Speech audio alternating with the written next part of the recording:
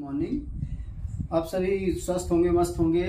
आइए, आशा है कि आपने पिछली वीडियो देखी होगी। पिछली वीडियो में मैंने क्वांटीकरण के सिद्धांत पर आधारित कुछ क्वेश्चंस हल कराए थे, उनको आपने देख लिया होगा।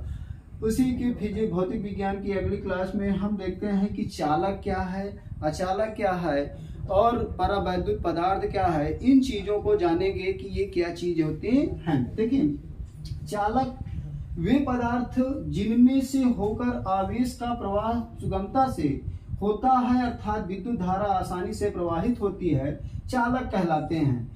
अब चालक में विद्युत धारा क्यों प्रवाहित होती है? क्योंकि इसमें मुक्त इलेक्ट्रॉनों की संख्या की बहुलता होती है। जब मुक्त इलेक्ट्रॉनों की संख्या की बहुलता होगी तो उसमें से धारा का प्रवाह या आवेश का प्रवाह आसानी से हो जाता है। तो इसमें जैसे आपके एग्जाम्पल के तौर पे क्या है, मानव है, मानव धातुएं हैं। उसके बाद धातुओं में कौन कौन सी, लोहा, तांबा, चांदी, सिल्वर, ये सभी चीजें क्या है, आपके गुड कंडक्टर है, क्योंकि इसमें मुक्त इलेक्ट्रॉनों की संख्या की बहुलता बहुत अधिक होती है। और इसी प्रकार से जैसे हरे पेड़ पौधे में क्या होता है कि वाटर भी एक गुड कंडक्टर होता है। तो इसमें नमी होने की वजह से ये भी एक चालक की तरह कार्य करते हैं। गीली वस्तुएं, कभी कभी आप देखते होंगे कि गीली वस्तुओं में कहीं पे तार गिरा हुआ है तो डायरेक्टली क्या होता है कि यदि कहीं से छू लेते हैं तो क्या हमको करंट लग जाता है। इसका मतलब उसमें से धारा का प्रवाह हो जाता है। अब यदि उदासीन द्रव है, उदासीन जल है, मान लीजिए जैसे कहें जिसका पीएच मान 7 है, तो ऐसे द्रव में धारा का प्रवाह नहीं होगा, वो अचालक की भांति व्यवहार करेगा। लेकिन जो यदि उसमें आपका किसी चीज का कंसंट्रेशन या फिर आपकी कोई पदार्थ मिला दिया जाता है, जैसे चीनी, नमक, ये मिला दिया गया, तो वो कंडक्टर की तरह कार्य करने लगता है। अगला है विद्युत रोधी, इंसुलेटर। इंसुलेटर वे पदार्थ जिनसे होकर आवेश या धारा का प्रवाह सुगमता से नहीं होता है, अर्थात इन पर मुक्त इलेक्ट्रॉनों की संख्या क्या होती है, नगण्य के होती है। विद्युत रोधी या अचालक के पदार्थ कहलाते हैं, अचालक पदार्थ कहलाते हैं।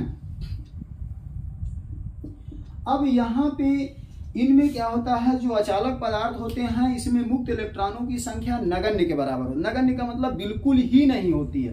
तो उसमें क्या होगा, जब मुक्त इलेक्ट्रॉन नहीं होंगे तो धारा का प्रवाह कैसे संभव है। तो इसमें जैसे आपका एग्जाम्पल में है, चमड़ा है, गंधक है, प्लास्टिक है, सूखी लकड़ी है, कांच है, ये सभी वस्तुएं क्या हैं, अचालक की राशि व्यवहार करती हैं। अब यदि इसमें करंट को एक सिरे पे टच कराया जाए तो करंट का प्रवाह दूसरे सिरे पर नहीं जा पाएगा। क्यों? क्योंकि इसमें मुक्त इलेक्ट्रॉनों की संख्या बिल्कुल ही नहीं होती है। आइए, अर्धचालक, सेमीकंडक्टर क्या होते हैं। सेमीकंडक्टर वे पदार्थ जिनकी चालकता चालक से कम तथा अचालकों से अधिक होती है। मतलब इसकी जो चालकता है वो क्या है, चालक की अपेक्षा, चालक क्या है, ये पदार्थ जिनमें से धारा का प्रवाह होता है, चालक की अपेक्षा कम होती है और अचालक से अधिक होती है। बीच की कड़ी, इसमें चालक और अचालक के दोनों के गुण हल्का हल्का पाए जाते हैं, जिससे ये आपकी जैसे सिलिकॉन है, जर्मेनियम है, सेलेनियम है और कार्बन है, ये आपके क्या है, अर्धचालक है। अर्धचालक से आपको देखिए, जैसे मोबाइल की चिप बनाई जाती है, उसके बाद आपके जैसे कंप्यूटर के छोटे छोटे आपके जो बोल लगी होती हैं, पिक कंट्रोलर लगे होते हैं, ये सभी चीजें क्या होती हैं, बनाई जाती हैं। आपका मोबाइल का सिम भी इसी से बनाया जाता है, अर्धचालक के द्वारा। या आपके एसडी कार्ड जो होता है, एसडी कार्ड में भी अर्धचालक का ही प्रयोग किया जाता है। अब आ जाइए, देखते हैं अगला नंबर है परावैद्युत, डाई इलेक्ट्रिक। डाई इलेक्ट्रिक वे अचालक पदार्थ जिनमें विद्युत प्रवाह बिना विद्युत चालन के संचरित होता है, परावैद्युत पदार्थ कहलाते हैं, जैसे कांच, मोम, रबर और कागज। अब देखिए, जैसे डाई इलेक्ट्रिक पदार्थ ऐसे पदार्थ होते हैं कि जब तक वो स्वतंत्र अवस्था में रहते हैं तो उनके जो पॉजिटिव और निगेटिव चार्ज होते हैं उनमें पोलराइजेशन नहीं होता, मतलब रैखिक नहीं होते हैं। जैसे ही इसमें धारा का प्रवाह किया जाता है तो ये पोलराइज्ड होके एक लाइन में संरेखित होने का कोशिश करते हैं, तो डाइलेक्ट्रिक पदार्थ कहलाते हैं। तो ये आपको चार चीजें, जैसे चालक है, चालक से विद्युत धारा का प्रवाह हो सकता है क्योंकि उसमें मुक्त इलेक्ट्रॉनों की संख्या अधिक होती है। और विद्युत रोधी पदार्थ में क्या होते हैं, ऐसे पदार्थ होते हैं जिसमें से धारा का प्रवाह बिल्कुल ही नहीं होता है, क्योंकि उसमें मुक्त इलेक्ट्रॉनों की संख्या नगण्य होती है। अर्धचालक, चालक और अचालक के बीच की क्या होती है, कड़ी होती है। इनमें से दोनों के गुण हल्का हल्का पाए जाते हैं, वो अर्धचालक कहलाते हैं। डाई इलेक्ट्रिक पदार्थ क्या होते हैं, ऐसे पदार्थ जिनमें विद्युत प्रवाह बिना विद्युत चालन के संचालित होता है, परावैद्युत पदार्थ कहलाते हैं। कूलाम का नियम, कूलाम्स लॉ। देखिए कूलाम्स का लॉ क्या कहता है, किन्हीं दो बिंदु आवेशों के बीच लगने वाला आकर्षण एवं प्रतिकर्षण बल दोनों आवेशों के परिमाण के गुणनफल के अनुक्रमानुपाती तथा उनके बीच के दूरी के वर्ग के व्युत्क्रमानुपाती होता है। ये बल दोनों आवेशों को मिलाने वाली रेखा के अनुदिश होता है। माना कि दो आवेश हमने ले लिया, पहला आवेश आपका ये Q1 है और दूसरा आवेश क्या है, Q2 है, और इनके बीच की दूरी कितनी है, इनके बीच की दूरी कितनी है, R हमने मान लिया। तो इनके बीच लगने वाला जो बल है उस बल को हम कैसे देखेंगे। देखिए कह रहा है किन्हीं दो बिंदु आवेशों के बीच लगने वाला आकर्षण और प्रतिकर्षण बल। इसका मतलब आकर्षण बल कब होगा, जब दोनों आवेश विपरीत प्रकृति के होंगे, एक प्लस है और एक माइनस, और यदि दोनों की प्रकृति क्या होगी, समान होगी, तो वहां पे प्रतिकर्षण होगा। तो दोनों आवेशों के बीच लगने वाला बल क्या होता है, F बराबर क्या होगा, दोनों आवेशों के गुणनफल के अनुक्रमानुपाती, मतलब Q1 इंटू Q2। तो यहाँ directly proportional to Q1 into Q2 हो जाएगा। ये पहला का इसका कथन है। दूसरा कथन क्या है कि उनके बीच की दूरी के वर्ग के व्युत्क्रमानुपाती होता है, अर्थात F is inversely proportional to 1/r²। ये हो गए। इन दोनों समीकरण को यदि हम मिलाते हैं तो F is directly proportional Q1 Q2 अपान क्या हो जाएगा, r²। अब देखिए यदि हम इसको हटाते हैं, यहां से जैसे ही प्रोपोर्शनल चिन्ह हटाएंगे तो बराबर आ जाएगा, तो यहाँ पे K Q1 Q2 अपान क्या हो जाएगा, r²। अब यहाँ पे ये K क्या है, K आपका स्थिरांक होता है, K जहां K बराबर हो जाएगा आपका 1/4πε0। अब 4πε0 का मान कितना होता है, 9 × 10⁹ न्यूटन मीटर स्क्वायर प्रति कूलाम, न्यूटन मीटर स्क्वायर प्रति कूलाम का स्क्वायर ये है।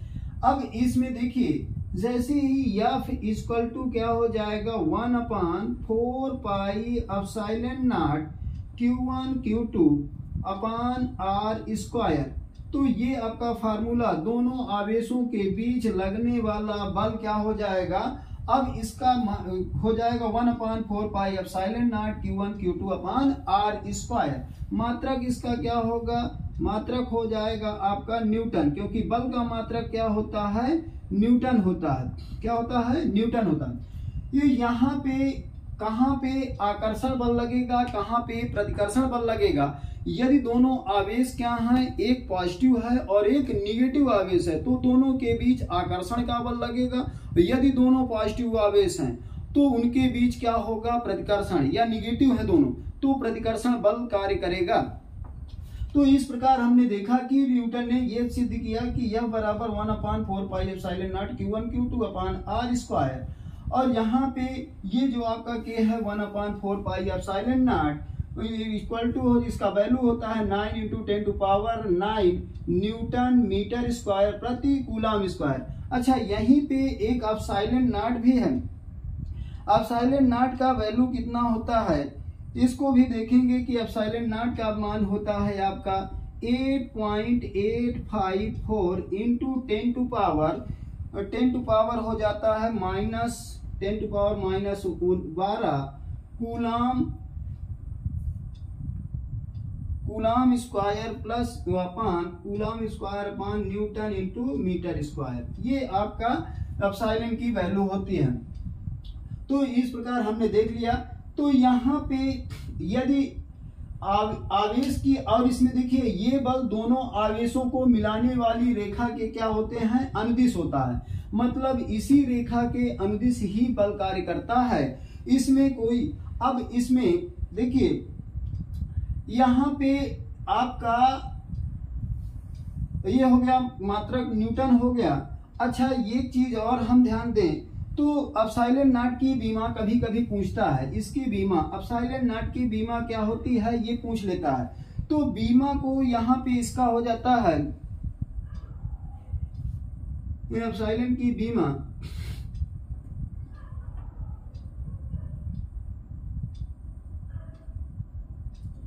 होता है m की पावर -1 l की पावर आपका -3 और t की पावर 4 और a की पावर कितना हो जाता है, 2 हो जाता है। तो ये आपका हो गया कूलाम का नियम। कूलाम एक बहुत बड़े वैज्ञानिक थे जिन्होंने इस नियम को क्या किया, दिया है। इसी से संबंधित हम कूलाम के नियम पर आधारित देखिए क्वेश्चंस। ये एक अल्फा कण जिस पर 3.2 × 10⁻⁻19 कूलाम आवेश है, एक सोने के परमाणु के नाभिक से 12 × 10⁻5 मीटर की दूरी पर स्थित है। सोने के परमाणु का नाभिक अल्फा कण पर कितना बल लगाएगा। सोने के परमाणु की संख्या दिया है आपका 79, परमाणु के नाभिक पर कितना बल लगाएगा। तो यहाँ पे दिया है आवेश का मान है, अल्फा कण है, अल्फा कण में यहाँ पे अल्फा कण, पहले का सलूशन फर्स्ट क्वेश्चन का कैसे सॉल्व करेंगे। अल्फा कण है, अब अल्फा कण का मान दिया है, आवेश का मान Q का मान दिया है 3.2 × 10⁻⁻19 कूलाम, कितना दिया है, 19 कूलाम। अब यहाँ पे एक अल्फा कण जिस पर इतने कूलाम का आवेश है, एक सोने के परमाणु पर के नाभिक पर से इतनी दूरी पर स्थित है। तो यहाँ पे Q ये हो गया Q1 और Q2 क्या है, Q2 बराबर ZE है, क्या है, सोने की पत्ती। देखिए अल्फा कण यहाँ से है और यहाँ पे आपकी सोने की पत्ती है और इसके नाभिक पर क्या किया जाता है, अटैक किया जाता है। अच्छा नाभिक का परमाणु आवेश कितना होता है, Z × E। तो ZE यहाँ पे Z का मान कितना है, सोने के परमाणु संख्या अर्थात Z का मान दिया है 79। तो 79 × 10 1 इलेक्ट्रॉन का मान होता है 1.6 × 10⁻⁻19 कूलाम। ये आपका Q2 का मान हो गया। अब इसके बीच की दूरी क्या है, R का मान है आपका 12 × 10⁻5 मीटर की कोटि का। कभी कभी किसी क्वेश्चन में रहता है सेंटीमीटर मिलीमीटर में दे देता है, तो सेंटीमीटर मिलीमीटर को हम पहले कन्वर्ट कर लेते हैं मीटर में, क्योंकि यम के इस पद्धति में ही हम इसको क्या करते हैं, हल करते हैं। तो न्यूटन के अनुसार क्या कहता है कि बल जो होता है F बराबर 1/4 pi epsilon naught Q1 Q2 अपान R स्क्वायर, यही होता है। अब यहाँ पे देखिए यदि हम इसका मान 1/4 पाई एप्सिलॉन नॉट का मान कितना होता है, 9 × 10⁻9 ये होता है। तो इसकी वैल्यू तो ये हो गई, यहाँ पे रख दिए 9 × 10 कितना हो गया 9, और यहाँ से आपका Q1 का मान कितना है 3.2 × 10⁻⁻19 और Q2 का वैल्यू कितना है 79 × 1.6 × 10⁻⁻19। अब यहाँ पे देखिए इसके बाद ये R का वैल्यू कितना है 12 × 10⁻5 12 × 10⁻5 का क्या कर देंगे, स्क्वायर कर देंगे। अब यहाँ पे देखिए यहाँ पे 10 जिसका आधार है 10 की घात वाली संख्याओं को एक साथ गुणा कर लेते हैं उसके बाद संख्याओं को, जैसे ये संख्या है 9 है, 3.2 है, 79 है, 1.6 है, इसको एक साथ गुणा कर लेते हैं तो इजिली हो जाएगा। देखिए 9 यहाँ से 9 दून 18 और यहाँ पे 9 दून 18 और 9 त्रिक 27 एक 28, 28 दशमलव कितना हो गया 8। इसके बाद यहाँ पे बच गया 79 इंटू 1.6। अब ये 10 की घात वाले को गुणा करना थोड़ा सा ध्यान से किया जाता है। इसमें 10 की घात +9 है, यहाँ पे -19 है और यहाँ पे भी -19 है, तो 19 दून का कितना हो जाएगा, कितना 38। और यहाँ पे 9 -19 ये कर देंगे। और नीचे वाले में क्या है ध्यान से देखिए, यहाँ पे 12 बराबर कितना होगा 144 और यहाँ पे 10 की घात 5 दूनी 10, यहाँ पे -10। अब यहाँ पे देखिए 19 में से 9 घट गया तो आपका 10 और यहाँ 19 10 29 -29 हो गया। इसको हम आगे कंटिन्यू कर देते हैं। यहीं पे यदि देखते हैं कि इसको इनको गुणा कर लेते हैं तो हो जाएगा 28.8 गुणे आपका 79 कितना हो जाएगा 9 8 72 और 9 8 72 72 2 80 हो गया और 9 दून 18 18 8 26 हो गया। इसके बाद 7 8 56 और 7 8 56 और 56 और 56 5 61 1 हो गया और 7 दून 14 और 14 6 20 ये हो गया। इसको जोड़ेंगे तो 2 6 7 और यहाँ पे 2 यहाँ पे डेसिमल 1 अंक पे है, ये लगा दिए। इसके बाद 1.6 से गुणा कर देते हैं, 1.6 से गुणा करते हैं तो 6 दूनी 12 और 6 6 36 1 37 और 6 7 42 42 से 3 45 4 हो गया और यहाँ पे और 6 दूनी 12 12 4 16 और 6 दूनी 6 जीरो हम यहाँ पे 2 है, 6 दूनी 12 और 12 1 13 ये हो गया। उसके बाद 2 6 7 7 2 2 इसको ऐड करेंगे तो 2 7 2 9 6 5 11 और 7 6 13 1 14 हो गया और 3 2 5 1 6 2 1 3। अब कितने डिजिट पे 2 डिजिट पे आपका दशमलव लगा हुआ है। तो यहाँ पे एक चीज 28 ये आ गया आपका 36 41.92। तो यहाँ पे बन गया आपका 36 41.92 अपान कितना हो गया यहाँ पे 144। अब इसके बाद यहाँ पे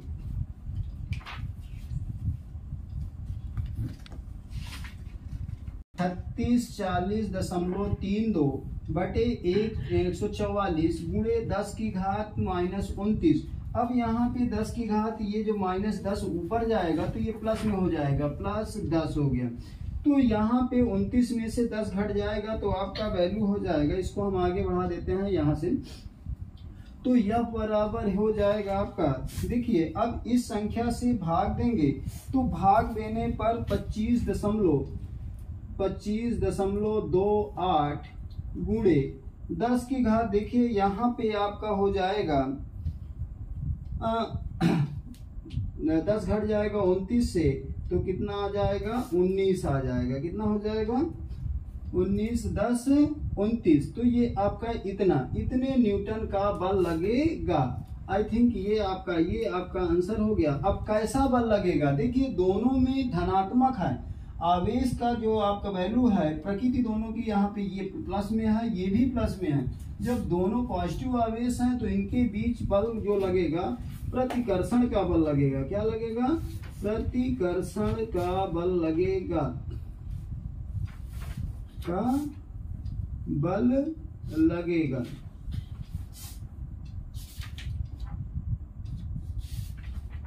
दोनों आवेशों की, ठीक है, प्रतिकर्षण का बल लगेगा। तो यहाँ पे ये क्वेश्चन आपको समझ में आ गया। तो पहले देखिए Q1 हमने यहाँ से देख लिया, Q2 नाभिक पर जो आवेश है Ze का मान हमने 79, ये परमाणु क्रमांक हो गया। परमाणु क्रमांक में 1 इलेक्ट्रॉन से गुणा कर दिए और इनके बीच की दूरी क्या है, 12 × 10⁻⁻15 -5 मीटर है। F बराबर 1/4 पाई एप्सिलॉन Q1 Q2 अपान r²। इसमें हमने मान रख दिया सभी को। जैसे ही हमने हल किया तो आपका F का मान आ गया 25.28 × 10⁻⁻19 न्यूटन का बल। और कैसे लग रहा है, प्रतिकर्षण बल लगता है। आइए इसी के बाद हम देखते हैं, स्क्रीनशॉट लेना चाहें तो आप ले सकते हैं। दूसरा क्वेश्चन देखेंगे, इसमें दो बिंदु आवेशों को वायु में एक निश्चित दूरी पर रखने पर उनके बीच 80 न्यूटन का बल कार्य करता है। इन्हीं आवेशों के एक परावैद्युत में रखने में इतनी दूरी पर रखा जाता है तो इस बल का मान 8 न्यूटन हो जाता है। तो माध्यम का परावैद्युतांक ज्ञात कीजिए। तो आइए देखते हैं अगला क्वेश्चन का सलूशन। इसमें देखिए दोनों यहाँ पे पहले हमने क्या किया था, उसको जो है आवेशों को कहाँ रखा था, एक माध्यम में रखा था वायु में। फिर पहले वायु में रखा गया था, फिर दूसरे माध्यम में रखा गया। उस माध्यम का परावैद्युतांक पूछ रहा। तो यहाँ पे क्या किया जाएगा, तो जब आवेशों को वायु में, दूसरा का सलूशन है, जब आवेशों को वायु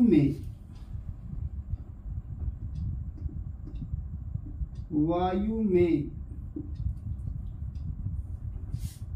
रखा जाता है, जब इसमें रखते हैं तो F बराबर क्या होगा, 1/4 पाई एप्सिलॉन नॉट के Q1 Q2 अपान r²। अब यहाँ पे वायु के लिए K का मान कितना होता है, 1 होता है।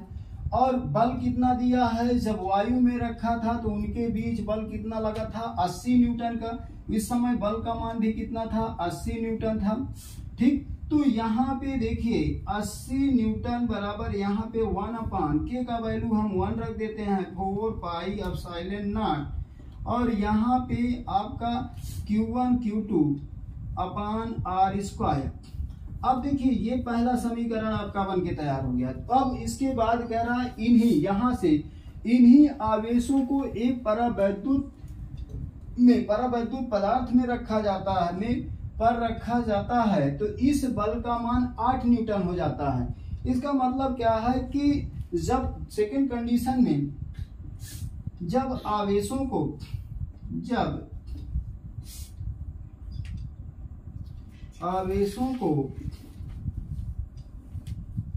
परावैद्युत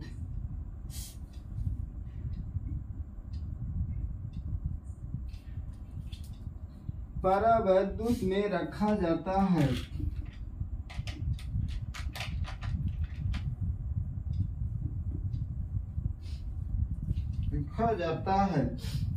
तो बल क्या हो जाता है, यहाँ पे F डैश का मान आ जाता है 8 न्यूटन। तो F डैश बराबर हो जाएगा 1/4 पाई एप्सिलॉन नॉट के Q1 Q2 अपान क्या हो जाएगा r², यहाँ पे मल्टीप्लाई। तो देखिए F डैश का मान कितना है, 8 न्यूटन है, ये हमने रख दिया। K का मान हमको ज्ञात करना है तो 1/4 पाई एप्सिलॉन नॉट Q1, यहाँ पे K Q1 Q2 अपान r²। अब यहाँ पे देखते हैं समीकरण 1 और 2 में। देखिए जब यहाँ पे अब देखिए इधर 80 हम न्यूटन का बल लग रहा है, 1/4 pi epsilon naught Q1 Q2 अपान r²। यदि हम इसको K को इधर कर लें, अलग कर लें, तो 1/4 pi epsilon naught Q1 Q2 अपान r² के स्थान पे हम 80 रख सकते हैं। तो समीकरण 1 और 2 से,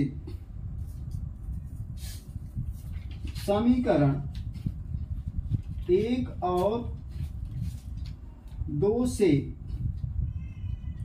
देखिए, अब यहाँ पे 8 न्यूटन, 8 इधर है, अब यहाँ पे 1/4 pi epsilon naught Q1 Q2 R square के स्थान पे क्या हो जाएगा, 80 हो जाएगा। तो ये 80 बटे अपान क्या हो जाएगा, K हो जाएगा।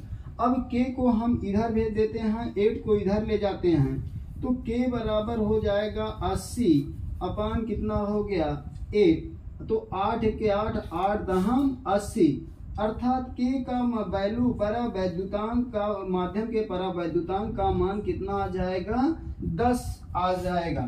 तो यहाँ पे ये आपका क्वेश्चन, 2 क्वेश्चंस मैंने कूलाम के नियम पर आधारित आपको बताया, आई थिंक आपको समझ में आ गया होगा।